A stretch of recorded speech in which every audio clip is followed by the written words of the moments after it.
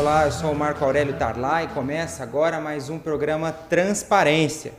Hoje para conversar comigo está o Dr. Luiz Eugênio Scarpino Júnior, gentilmente aceitou mais um convite da gente aqui para esclarecer dúvidas. Hoje vamos falar sobre eleições, o que pode e o que não pode no período eleitoral, quais campanhas podem ser feitas pelos candidatos.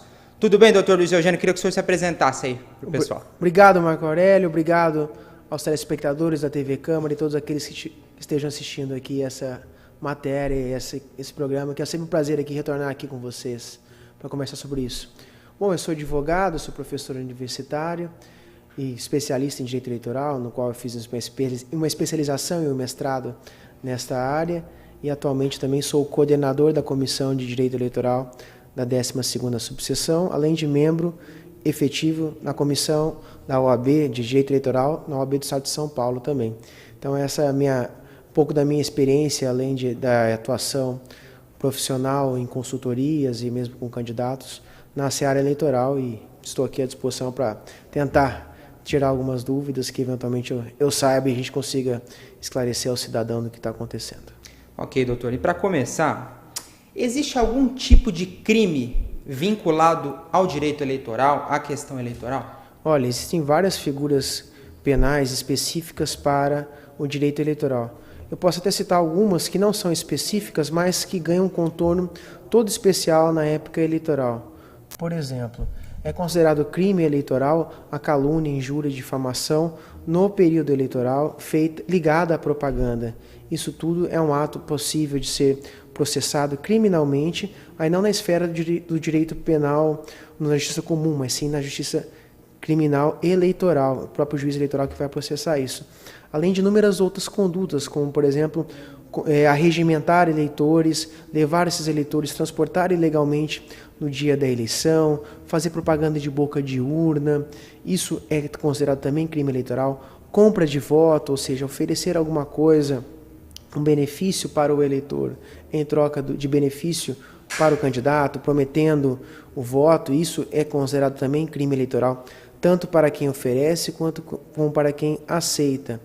Enfim, esses são alguns dos crimes eleitorais. Eu poderia citar mais um que eu acabei de me lembrar, que é o crime de derrame de material, ou seja, sabe aquela sujeirada que o pessoal faz na época da véspera das eleições, quando nós vamos votar nos colégios eleitorais, está tudo aquela sujeirada. Isso tudo, se for flagrado, essa é uma novidade dessa eleição, se for flagrado uma pessoa fazendo esse derrame de material, isso também é considerado um fato criminoso.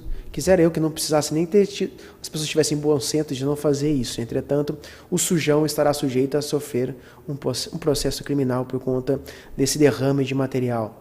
Além do que, isso no dia das eleições, a boca de urna, ou seja, você pedir voto no dia da eleição especificamente, isso também é considerado um crime eleitoral. Então, passei aqui por alguns tipos mais comuns daquilo que todo mundo deve estar atento e que, eventualmente, esperamos que não aconteça de maneira mais disseminada nessas eleições, ainda que sejam bastante condutas que, reiteradamente, vêm acontecendo ao longo de todas as últimas eleições. Muitas dessas coisas que o senhor citou são riscos desnecessários, né?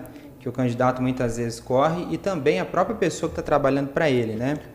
Isso pode ser, desculpa, só fazendo um gancho, isso pode ser muito fruto de desinformação, de uma cultura equivocada, mas penso que o candidato e seus assessores, as pessoas que estejam trabalhando na campanha, busquem as informações corretas e tentem trazer com lealdade e fazer um jogo limpo, que eu acho que o eleitor ele vai julgar isso também.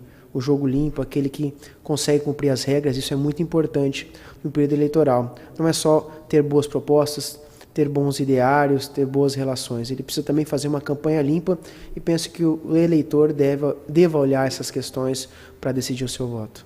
Sim, doutor, em relação às doações para a campanha, quais os limites de doações? Só pode pessoa física ou só pode pessoa jurídica ou não pode nenhum? Explica para a gente. Legal. Um tema muito interessante. Nós tivemos uma alteração bastante significativa nessas eleições. Vamos começar do começo. A questão da doação de campanha, ou seja, como que as campanhas são financiadas? A campanha é financiada com parte de recurso público, parte privado. Ela pode vir de recurso público se o partido, eventualmente, quiser fazer alguma doação para uma candidatura. Isso é possível. mas não é obrigado, né, que o cidadão, se um candidato ele põe o seu nome à disputa, ele não vai necessariamente receber dinheiro do partido. Aí ele tem outras duas opções para se financiar. Ou ele próprio custeia a sua campanha, ou ele vai contar com doação de eleitores, de cidadãos. E esse cidadão ele pode doar algo em dinheiro ou em bens e serviços estimáveis em dinheiro. Então, se for o próprio candidato, ele pode bancar a sua campanha completamente. Se for um eleitor, um cidadão, e aí é bom dizer, apenas pessoas físicas podem doar para campanhas eleitorais, e essa é a grande alteração nessas eleições. Então, empresa não pode fazer doação para campanhas eleitorais. Então, esse eleitor, se quiser fazer uma doação, ele tem que observar quanto ele ganhou no ano anterior. Ele pode doar no máximo 10% naquilo que ele ganhou e considera-se exatamente esses rendimentos aquilo que ele declarou à Receita Federal. Então, isso tudo vai somar o que ele der em dinheiro ou em bens e serviços. Imagina o seguinte, tem uma pessoa que ela é especialista em fazer sites, ela quer fazer um site para o candidato. Ela cobraria para fazer aquele serviço. Então, ou o candidato paga, ou eventualmente esse cidadão ele pode fazer essa doação. Mas se ele for doar o site, ele vai doar o serviço dele para elaborar essa realização. Então ele vai ter que estimar quanto que custaria um valor da elaboração do site e contabilizar isso na campanha através de doação estimada por serviço. Isso é bastante comum e o candidato deve estar atento e instruir também aqueles que façam a doação para que eles observem o limite máximo do que eles podem doar. Então é muito importante que o eleitor, ao querer colaborar com as campanhas, saiba um valor máximo, porque se ele doar acima do que ele poderia, ele vai receber uma multa de 5 a 10 vezes além daquilo que ele doou em excesso. Então imagina o seguinte, ele poderia doar 5 mil reais, ele doar 6 mil, o que ele doou em excesso é R$1.000. Esses R$1.000 vão ser multiplicados de 5 a 10 vezes. Então isso vai ser um prejuízo tanto para o eleitor e obviamente o candidato não vai ficar, não deve tomar essa precaução para informar muito bem aqueles que queiram ajudá-lo. Então esses são os meios de financiar uma campanha. E só para fazer uma observação também, eu acho que o eleitor deve saber, o cidadão que gostaria de ser informado, que esse ano nós temos mais uma alteração, que é o limite de gasto em campanhas eleitorais. Quem fixou esse ano o limite, esse ano, nessas eleições, esse limite foi fixado pelo Tribunal Superior Eleitoral e disse, olha, campanhas para prefeito, cada cidade tem um valor máximo de gasto, uma campanha de vereador também tem um valor.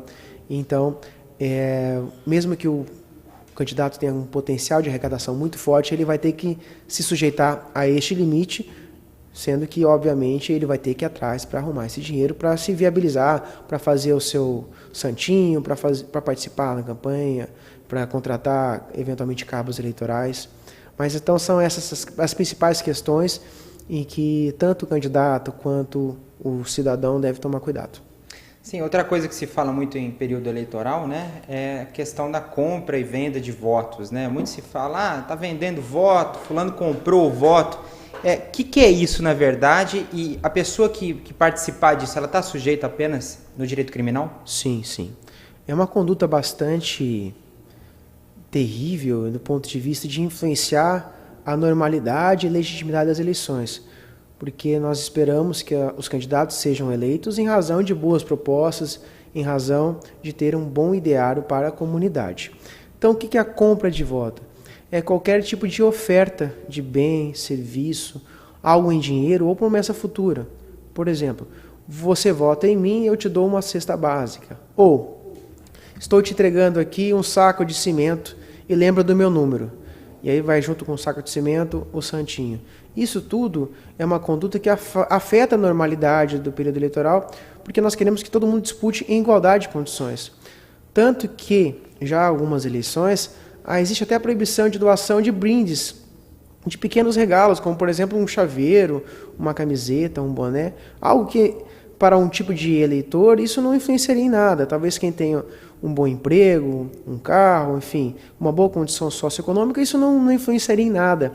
Mas a Justiça Eleitoral ela quer tirar o dinheiro, quer tirar o poderio econômico, então considera como compra de voto qualquer tipo de uso de meio econômico em que um candidato ofereça essa dádiva, essa troca, essa promessa em razão do voto. Inclusive promessa de emprego. Olha, se você votar em mim, eu vou te dar um emprego tal.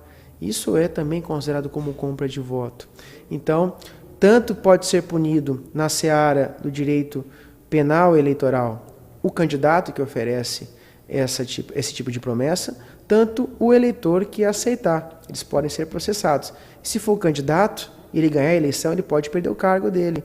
E mesmo que ele não ganhe, ele pode ficar inelegível, ou seja, pode ser afastado da vida pública eleitoral pelo período de até 8 anos depois da condenação. Então, é uma infração bastante grave e penso que se nós queremos falar em eleições limpas, transparentes, isso é algo a ser coibido. Então, você, eleitor que sabe o que está acontecendo, recebeu uma promessa indecorosa como essa, denuncie as autoridades, porque esse tipo de conduta não pode ser tolerada.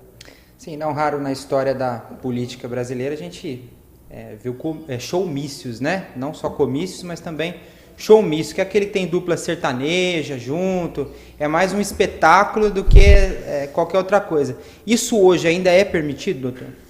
Olha, já vem algumas eleições, isso não é mais permitido. O que se admite ainda são apenas os comícios, em que você tem um candidato com um carro de som, no máximo transmitindo o seu próprio jingle de campanha, e ele vai lá e faz o seu discurso. Essa evolução que se teve para a proibição de showmício, que são aqueles espetáculos ou de grupos musicais ou de comediantes, porque era muito comum isso no passado, não mais se admite, por 2 razões. A primeira de redução de custo, porque isso tem um custo bastante elevado, a indústria da cultura musical, enfim, isso tem um gasto, e então buscou-se reduzir isso. E quem não tinha dinheiro não fazia um comício tão agradável, tão atraente. E um segundo efeito, que é o pedagógico, de que você deve votar no candidato por aquilo que ele fala, por aquilo que ele tem de proposta, e não por aquilo que ele oferece na campanha, como se fosse uma troca, ou um espetáculo por si só. Se a gente quer espetáculo, acho que a gente tem que procurar outro tipo de meio para nosso usufruto, para nossa diversão. O período eleitoral, para a gente escutar as propostas, estar atento, buscar saber quem são os candidatos, qual é o seu passado e o que ele vai fazer daqui para frente. E não buscar alguém que vai nos dar entretenimento. Então, a Justiça Eleitoral, através das alterações na legislação, entende essa conduta como proibida e isso não é mais admitido. Já algumas eleições, na minha visão, algo bastante interessante, porque isso tira a influência daquele que tem dinheiro para contratar uma bela dupla, um bom grupo musical, do que aquele outro que eventualmente não tenha boas propostas até no campo da política, mas que não tenha tanto potencial econômico. Sim, as mídias e as novas tecnologias trouxeram muitos debates aí para a sociedade, também no que tange ao direito eleitoral, muitos debates.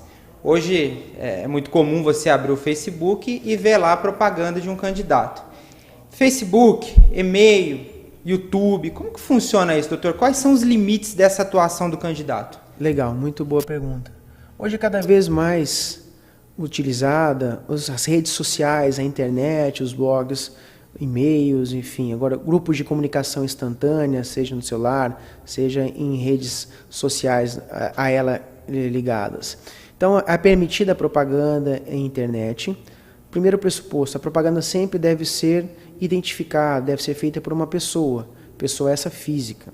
Então, primeiro ponto, não se admite propaganda anônima. Segundo pressuposto, não se admite a propaganda eleitoral na internet que seja paga.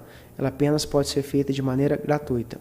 Então, o candidato ele pode manter um perfil em rede social, ele pode mandar e-mail, ele pode contactar diretamente os seus eleitores, pode fazer com que os seus eleitores compartilhem as suas mensagens, compartilhem seus ideários, isso é bastante importante. Entretanto, não poderão fazer qualquer tipo de forma paga para difundir essa mensagem. Por exemplo, mecanismos de impulsionamento pago pela internet, isso é proibido, isso não pode. Assim como também não pode pessoas jurídicas, empresas, participarem na divulgação de material eleitoral. Porque se as empresas não podem fazer doação, se entende também que elas não podem utilizar de suas mídias para divulgar ideários de candidatos. Penso que os candidatos têm que ficar muito atentos a isso, porque isso pode ser um erro bastante recorrente e isso deve ser evitado sob pena de multas e até penalidades mais drásticas, como a cassação do registro ou diploma do candidato. Então, penso que seja uma forma bastante fácil do candidato se expor ao cidadão, deve ser feito de forma inteligente, obviamente, de modo a não permitir com que o eleitor fique enfadonho com tantas mensagens. Isso é bastante comum, até porque, via de regra, qualquer um pode ter um perfil no blog, na internet, em rede social, isso é bastante difundido. E apenas mais uma última observação que me veio à memória, é a questão de que se for mandar e-mail ou disparo de mensagem eletrônica, por exemplo, em redes sociais de comunicação instantânea, eu tenho que ter um mecanismo de descadastramento. Então, se o eleitor não quiser receber mais e-mail de um candidato, ele tem que clicar lá e descadastrar. E se o candidato, ele não fizer esse descadastramento, ele poderá tomar uma multa de R$100 por e-mail ou mensagem encaminhada quando o eleitor tenha pedido esse descadastramento. Então, são algumas das observações e penso que o eleitor também deve ficar bastante atento, o próprio candidato, com relação às ofensas que possam ser tidas na internet, porque ofensa na internet é a mesma coisa que ofender na rua. Diria eu, até pior, porque na internet fica lá gravado e pode ser replicado de maneira muito mais efetiva. Então, vamos tomar cuidado para difundir apenas questões que sejam verdadeiras, cuidado com as ofensas pessoais, porque isso tudo pode ser levado à justiça eleitoral e sofrer não só uma multa para o candidato ou eventualmente para o eleitor, mas como também levar a condenações criminais. Recentemente, soubemos de um político bastante afamado que ele foi preso por conta de um crime eleitoral que era exatamente ofender a honra de um outro candidato. Isso, então, é algo bastante grave e todos devemos tomar bastante cuidado com relação a isso. Ok, doutor, só para recapitular, então, no Facebook, se eu tiver lá no meu perfil do Facebook e aparecer patrocinado uma campanha, isso não pode? Isso não pode. Isso não pode, a Justiça Eleitoral ela vai mandar retirar aquele conteúdo e vai aplicar inevitavelmente multa ao candidato que assim o fizer. Se for algo recorrente, pode até ser processado por abuso de poder econômico e isso poderá, inclusive, levar à sua exclusão daquela eleição. Ok, doutor, e se caso isso aconteça ou outras coisas aconteçam, como que eu faço para denunciar? Como fazer? Muito bom. Nós temos um órgão de fiscalização, que é a ANATO, que é o Ministério Público Eleitoral. Toda cidade tem, toda zona eleitoral, ela tem o seu Ministério Público, o seu promotor, que é o promotor estadual, que acumula a função eleitoral, e você pode procurar muito bem o Ministério Público Eleitoral. O Tribunal Regional Eleitoral de São Paulo, que é quem coordena a justiça eleitoral do nosso estado, tem lá uma aba para fazer denúncias de propaganda irregular. Recentemente, o Tribunal Superior Eleitoral vai lançar agora um aplicativo na internet chamado Pardal, em que o eleitor poderá fazer denúncias de irregularidades. Então, aqui eu citei apenas três formas em que o eleitor pode procurar tanto na internet o site da Justiça Eleitoral, quanto o aplicativo, quanto o próprio Ministério Público Eleitoral. Ele deve se identificar, mandar a denúncia lá para o Ministério Público, dizer o que está acontecendo, e aí o Ministério Público vai fazer a apuração, e se tiver elementos, ele vai tomar a medida adequada. Isso sem dizer que numa eleição, obviamente, se algum candidato faz alguma coisa errada, todos os outros são naturais fiscais disso tudo. Então se espera que um ou outro candidato, ou partido político, ou coligação, tome medidas contra aquele outro candidato. Então o eleitor ele tem uma forma bastante ampla de buscar socorro para que não haja a propaganda, tanto propaganda irregular, como algo abusivo, como por exemplo o cometimento de um crime, que isso é muito sério. Enfim, se nós queremos falar de uma política mais limpa, de ética, nós devemos tomar cuidado para que o eleitor também não incorra nessas práticas e não seja conivente com esse tipo de irregularidade. E a propaganda eleitoral ela pode ser veiculada até que dia? A propaganda eleitoral, na rádio e televisão, ela vai ser veiculada até a antevéspera das eleições, ou seja, até quinta-feira. Então, nessas eleições, o dia da votação é 2 de outubro. Então, a antevéspera vai ser dia 29 de setembro, no rádio e televisão. Sendo que a propaganda é feita de maneira por impressos, enfim, o próprio candidato na rua, distribuindo material e apertando mão dos eleitores e conversando com eles, pode ser feita até a véspera das eleições, até meia-noite do dia 1º de outubro, ou seja, no sábado. Então, a partir da meia-noite e 1, o candidato não mais vai poder fazer pedido de voto, isso poderá ser considerado um crime de boca de urna, enfim, se derramar material, também tem aquele outro tipo de crime que eu já havia comentado aqui. Então, a campanha rádio e televisão até quinta-feira, e o candidato ele vai poder até o sábado, na véspera, poder pedir o seu voto e fazer a seu último ato de gestão para buscar angariar os últimos eleitores. O senhor já comentou aqui que no dia das eleições é muito grave você fazer boca de urna. Existe alguma outra coisa que seja muito importante a gente retratar aqui no dia das eleições? Olha, algo que não pode, que é recorrente, as pessoas fazem. Elas podem ir presas no dia das eleições? Pode. Por exemplo, se alguém tiver lá com um santinho no dia da eleição e distribuir para outra pessoa, isso em frente a alguma autoridade, ou qualquer que seja, se alguém flagrar isso, a pessoa pode ser presa por boca de urna. Então, se eu peguei meu santinho, eu vou deixar lá meia dúzia dentro do colégio eleitoral ou em cima da mesa de votação, se algum fiscal vir, chama a polícia, a pessoa vai presa. Uma outra questão que é bastante interessante é a questão da internet, do celular. Você não pode ir com o celular ligado, você pode ir ligado, mas você não pode utilizar o celular para fotografar o seu voto no dia da votação, porque o voto é secreto.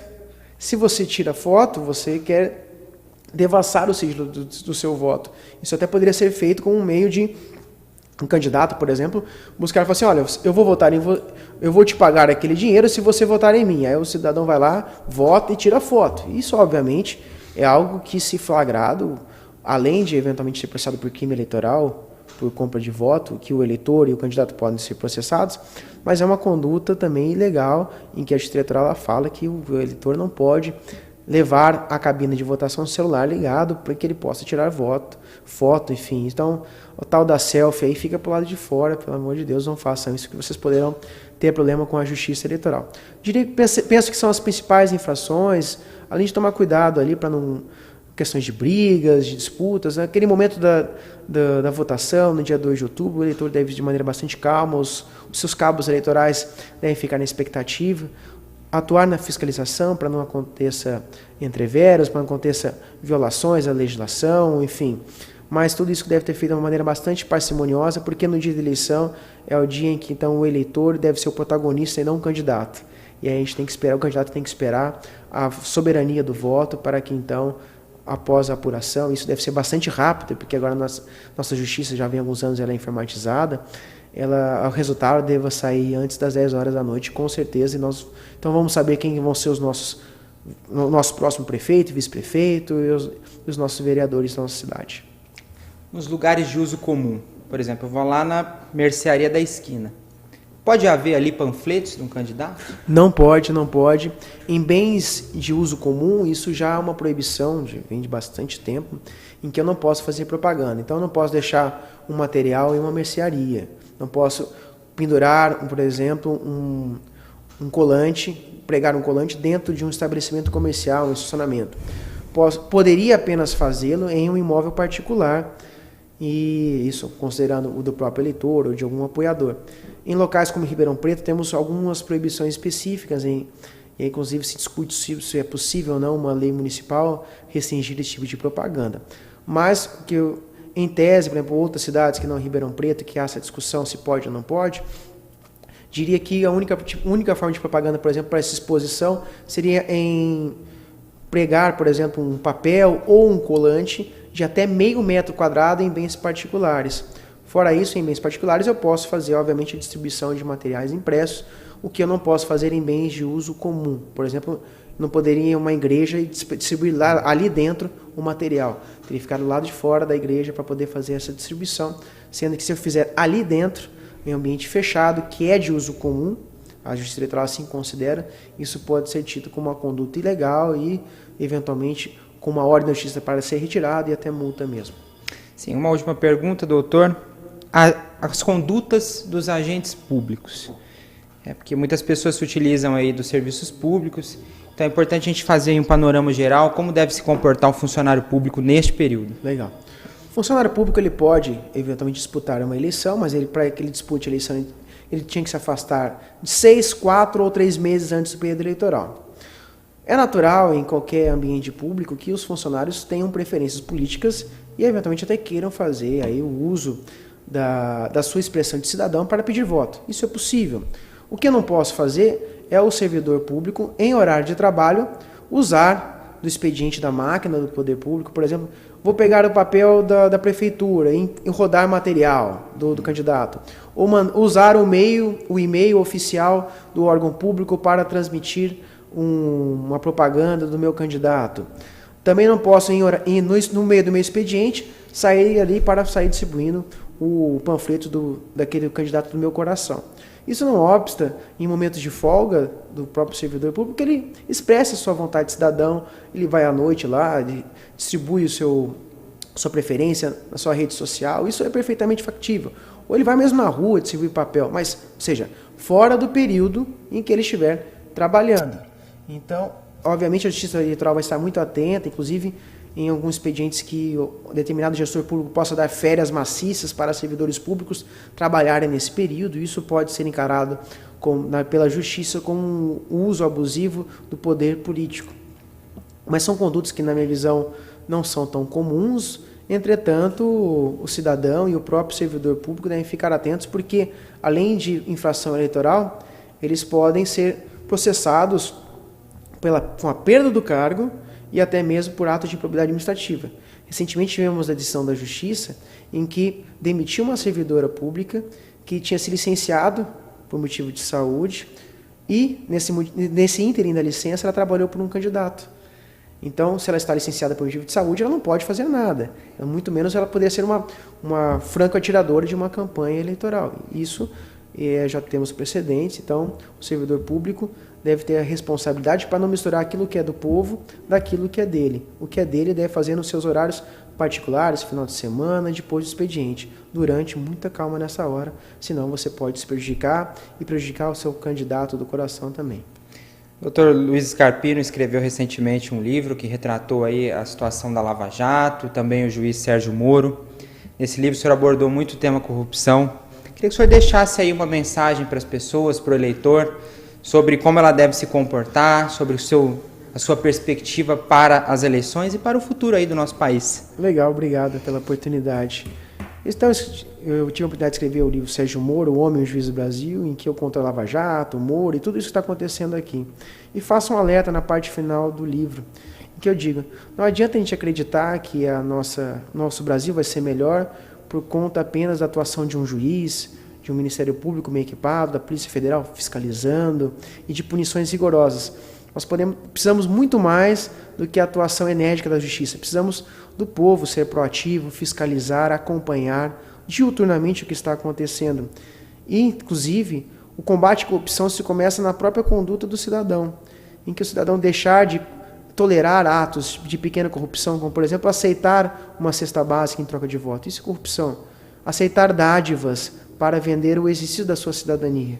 Então, nesse período eleitoral que nós estamos atravessando, o recado que eu faço é para que você busque se informar quem é o seu candidato, quais são as suas ligações, de onde ele vem, quais são os seus trabalhos, se ele é transparente em suas condutas, e muito mais do que isso, se ele se porta como um homem digno e merecedor daquilo que você vai conferir, que é de mais importante, que é seu voto, que é a sua confiança, que é o mandato em que o povo é o dono dele. Então, a grande transformação de um Brasil mais ético depende da conduta do cidadão.